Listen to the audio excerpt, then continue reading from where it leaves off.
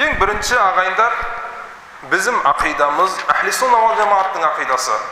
Имам Абу Ханифа рахималлах, имам Шафи, имам Малик, имам Ахмад. Одан кейін жаңа Ахли суннаттың әймелерінің ақидасы да осы.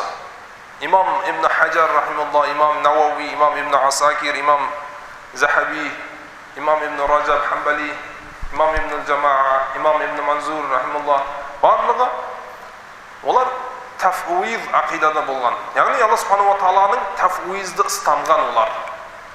Тафуиз қосымша тәнзих ақиданы. Алла субхану ва тағаланың нақс сипаттарын Алладан пәктеген, кемшілік сипаттарды Алладан пәктеген. Арамызда жүрген сәләфилер, уахабилер, олар тәжессим ақидасын ұстанады.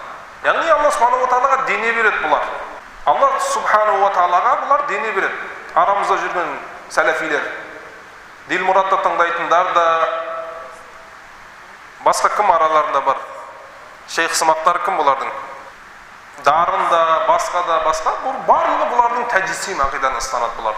Яғни Алла субхану ва тағалаға дене береді бұлар. Онда біз ақидамыз тафуиз ақида болды. Тафуиздің мағынасы не? Тафуиз Алла субхану ва тағалаға тапсыру. Мысалы, біз тафуиз ақидасын, тапсыру ақидасын ұстанамыз. Бұлар тәжессим, тағы тәшбих ақиданы ұстанады бұлар. Яғни Аллаға дене береді, тағы Аллаға пендені ұқсаттырады. Алла субхану ва тағаланы пендеге ұқсаттырады бұлар. Біз тафуизді ұстанамыз. Тафуиздің мағынасы не?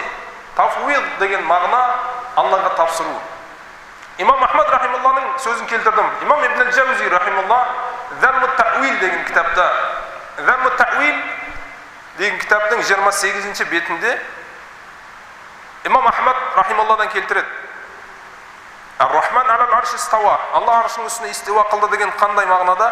Вала кайфа вала мағна дейді. Имам Ахмад рахималлах айтады. Біз мағына бермейміз оған дейді.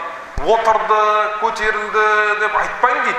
Вала кайф вала мағна дейді. Мағына да беруге болмайды. Ахли сунна вал жамаат муташаббих аяттарға мағына да бермейді.